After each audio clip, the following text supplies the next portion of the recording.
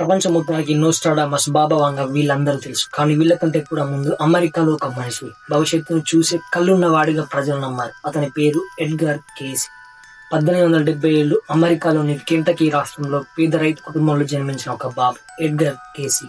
చిన్నప్పటి నుంచి బైబిల్ చదివే అలవాటు, చాలా భక్తి. ఒకరోజు 11 సంవత్సరాల వయసులో ఇంటికి వెనుక చిన్న అడవిలో బైబిల్ చదువుతూ కూర్చున్నాడు. అకస్మాత్తుగా అతని ఎదుట పక్షులు లాంటి రెక్కలను ఒక మహిళ కనిపించింది. ఆమె అడిగింది, నీకు ఏం కావాలి?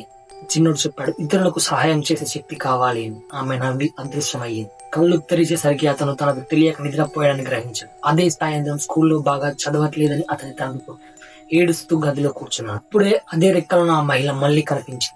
ఆమె చెప్పింది, ఎందుకు బాధపడకు, రేపు ఉదయం నీ పుస్తకాన్ని నీ దిండు కింద పెట్టుకుని నిద్రపో. నువ్వు అర్థం చేసుకోవాలనుకునే ఏ విషయమైనా నీకు వచ్చేస్తుంది. అతను అలాగే చేశాడు. తర్వాత రోజు స్కూల్లో ఆశ్చర్యంగా అతను ప్రతి దానికి సమాధానాలు చెప్పాడు. ఆ రోజు నుంచి అతని చదువు పూర్తిగా మారిపోయింది. అతని ఆటోబయోగ్రఫీలో రాసిన నిజమైన సంఘటన. పక్క వాళ్ళు అడిగేవారు, అంత తెలివి ఒక్కసారిగా ఇలా వచ్చింది? ఎడ్గర్ కేసీ ఒక్కటే మాట, నాకు తెలియదు, నిద్రలో ఒక దేవత వచ్చింది నాకు నేర్పుతుంది. అందరూ నమ్మలేదు. కానీ ఒకరోజు అతని జీవితాన్ని మార్చేసిన ఘటన జరిగింది. ఒక చిన్న అమ్మాయి చాలా తీవ్రంగా గాయపడి ఆల్మోస్ట్ చనిపోయే స్థితిలో డాక్టర్లు ఏమీ చేయలేమని చేతులెత్తేశారు. చివరి ప్రయత్నంగా ఆ కుటుంబం ఎడ్గర్ కేసీ దగ్గరకు వచ్చింది. అతను చెప్పాడు, నేను పడుకుంటాను, ట్రాన్స్ లోకి వెళ్తాను, నేను ఏం చెప్తానో అది చేయండి అని. అతను పడుకొని నిధిలో ఉన్నట్టుగా మాట్లాడేది. తప్పక చేయాల్సిన మందులు, చికిత్సలు అన్ని చెప్పాను. అతని మాటలు ఫాలో అవగానే ఆ పిల్ల బాగు.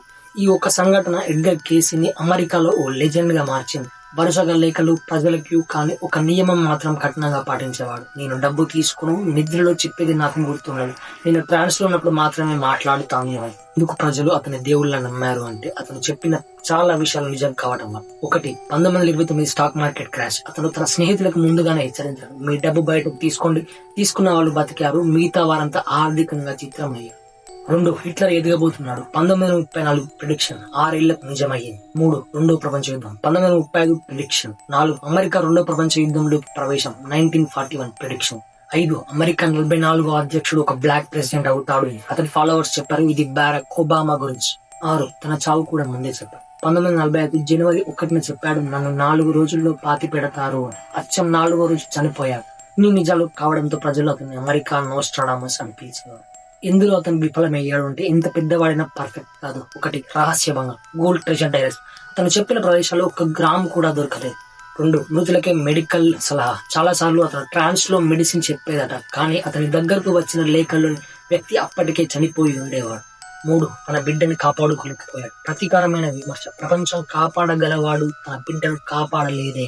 4 తనే కొన్ని నమ్మలేదు. ట్రాన్స్ లో చెప్పినవి తన క్రైస్తవ విశ్వాసానికి విరుద్ధంగా ఉన్నాయని అతను వాటిని అంగీకరించలేదు. అతని ఫ్యూచర్ ప్రెడిక్షన్స్ ఇవి. అతని అత్యంత వైరల్ అయిన ప్రపంచ భవిష్యత్తు చూసి 1 సముద్రంలో మునిగిపోయిన ఒక మహా నాగరికత తిరిగి బయటపడుతుంది. అట్లాంటిస్ మాదిరి భారీ సివిలైజేషన్ ఉందని, సముద్రంలో మునిగిపోయిన త్వరలో కనిపిస్తుంది అని చెప్పారు. 2 మనమందరం అనుకున్న దానికంటే వేల సంవత్సరాల క్రితం అడ్వాన్స్డ్ సివిలైజేషన్ ఉంది, వాటి టెక్నాలజీ నేటికన్నా డెవలప్డ్ అని చెప్పారు. 3 ఇతర గ్రహాల్లో జీవం ఉందని, ముఖ్యంగా మంగళ గ్రహం అంటే మార్స్. మిలియన్ల సంవత్సరాల క్రితం మార్స్ లో జీవులు ఉన్నారని చెప్పాడు. ఇప్పుడు NASA, Elon Musk Mars explore చేయడం ఈ జోస్యం మళ్ళీ వైరల్ అయ్యి. ఒకవైపు నిజమైనట్టే అనిపించే జోస్యాలు, మరోవైపు పూర్తిగా తప్పుపోయిన ప్రవచనం.